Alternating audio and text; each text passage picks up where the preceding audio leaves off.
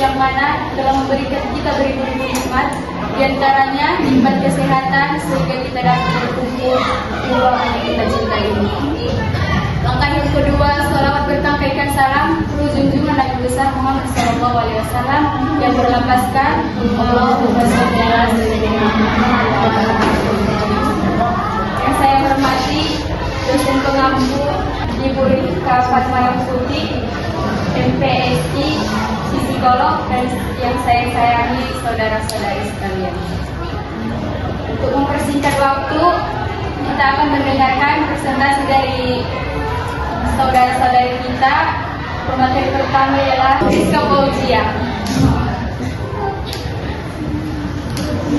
Baik, terima kasih pada moderator yang telah memberikan saya kesempatan untuk menjelaskan materi kami yang berjudul karakteristik perkembangan peserta didik. Karakteristik perkembangan fisik dan motorik peserta didik. Yang dimana saya akan membahas yang pertama, apakah pengertian seperti yang di PPT kami. Yang pertama, di situ pertanyaannya, apakah pengertian perkembangan fisik dan motorik? Perkembangan fisik dan motorik merupakan aspek penting dalam pertumbuhan dan perkembangan manusia, terutama pada usia anak dan remaja. Perkembangan fisik mengacu pada perubahan ukuran, bentuk, dan fungsi tubuh seiring bertambahnya usia. Di sini ada beberapa pendapat dan para ahli. Yang pertama itu menurut Jean Piaget. Menurut Jean Piaget itu perkembangan fisik dan motorik anak merupakan bagian integral dari proses belajar. Sedangkan menurut Lev Vygotsky merupakan pentingnya konteks sosial dan budaya dalam perkembangan anak. Sedangkan menurut pada moderator. Terima kasih kepada saudari Rizka. Selanjutnya pemateri kedua, kami persilakan saudari Sri Wahyudi. Terima kasih kepada moderator. Di sini saya akan menunjukkan tentang tahapan perkembangan motorik atau motorik kasar dan motorik halus.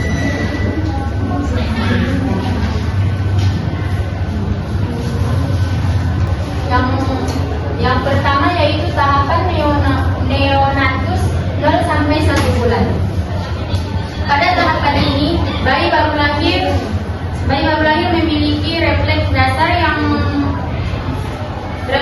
yang sangat penting untuk kelangsungan hidupnya, seperti refleks mengekang dan refleks mencari.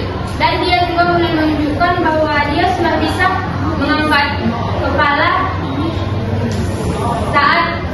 saat berbaring terlentang, meskipun hanya untuk waktu yang singkat. Yang kedua, tahap bayi 1 sampai 6 bulan. Seiring bertumbuhnya usia, bayi menunjukkan kontrol yang lebih baik. Pada usia 3 bulan, bayi sudah dapat mengangkat kepala dan dada dengan bantuan menggulingkan tubuhnya dan menggunakan bantuan tangan dan lutut. Bayi juga sudah dapat memindahkan mainan dan objek dari tangan yang satu ke tangan yang lain. Yang ketiga, tahap merangkak 1 sampai 12 bulan. 6 sampai 12 bulan. Pada tahapan ini, bayi mulai merangkak aktif dan dia menunjukkan bahwa dia sudah bisa duduk tanpa bantuan. Pada usia 9 bulan, bayi sudah mulai menunjukkan bahwa dia sudah bisa berdiri sendiri dan mengambil langkah pertamanya. Yang keempat, tahap balita awal 1 sampai 2 tahun. Anak pada usia ini sudah menunjukkan bahwa dia dapat berjalan sendiri dan mempunyai kemampuan untuk berlari, melompat, dan memanjat sudah mulai muncul. Mereka juga menunjukkan bahwa mereka sudah mulai mempunyai minat dalam aktivitas yang melibatkan gerakan seperti bermain bola dan berlari. Yang kelima, tahap balita akhir 2 sampai 3 tahun.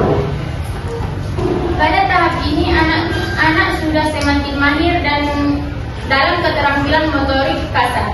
Mereka sudah dapat berlari dengan cepat, melompat lebih tinggi dan mulai belajar sepeda dengan bantuan roda bantu. Yang keenam, tahap prasekolah 1 sampai 3 tahun. Anak-anak prasekolah memungkinkan peningkatan signifikan dalam keterampilan motorik kasar dan motorik halus.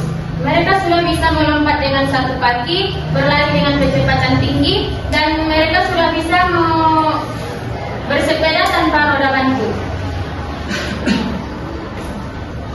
Keterampilan motorik halus juga berkembang pesat dengan anak-anak mulai menulis huruf, menggambarkan dan menggunakan aktivitas kreatif seperti memotong kertas dan melukis. Yang ketujuh, tahap usia sekolah 6 sampai 12 tahun. Pada tahap ini anak-anak mengembangkan keterampilan motorik yang lebih kompleks dan terkondisi. Mereka dapat berpartisipasi dengan berbagai olahraga dan aktivitas fisik seperti berenang, berlari, dan bermain game. Sekian. Terima kasih. Yaitu kelompok lingkungan dan stimulasi, yaitu lingkungan yang mendukung atau perkembangan anak sangat berpengaruh terhadap perkembangan fisik dan motoriknya. Anak yang tumbuh dalam lingkungan. Selanjutnya pemateri keempat, Saudara Rizal. Terima kasih kepada moderator. Baik, saya akan menjelaskan materi tentang tantangan perkembangan fisik, tantangan perkembangan fisik dan motorik peserta didik. Tantangan perkembangan fisik peserta didik ada beberapa macam. Yang pertama, kurangnya aktivitas fisik. Di era sekarang banyak anak kurang bergerak karena akibat meningkatnya penggunaan teknologi seperti handphone ataupun gadget, dan kurangnya permainan di luar ruangan berdampak pada perkembangan fisik yang optimal. Yang selanjutnya, keterbatasan fasilitas. Tidak semua sekolah memiliki fasilitas olahraga atau ruangan bermain yang memadai, dan sarana yang terbatas dapat juga menghambat anak untuk mengembangkan motorik mereka. Dan yang selanjutnya, kesehatan dan nutrisi. Gizi anak yang tidak seimbang dapat menghambat pertumbuhan anak, dan penyakit atau kondisi kesehatan tertentu juga dapat mempengaruhi perkembangan fisik si anak itu. Yang selanjutnya, perbedaan individual. Setiap anak memiliki rasa pertumbuhan yang berbeda, sehingga anak juga ada anak juga yang kesulitan dalam aktivitas fisik. Bukan karena kesulitan, ada juga yang mengakibatkan karena malas. Yang selanjutnya, tekanan akademis.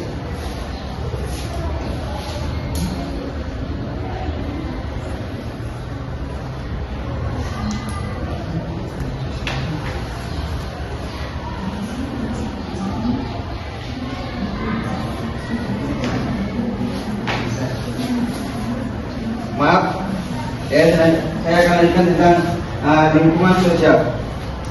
Jika lingkungan tidak mendukung aktivitas fisik, anak akan cenderung karena kurang fisik. Di mana lingkungan itu tidak cenderung untuk berolahraga, maka si anak itu pun akan mengakibatkan jadi malas. Selanjutnya, perubahan sosial dan budaya.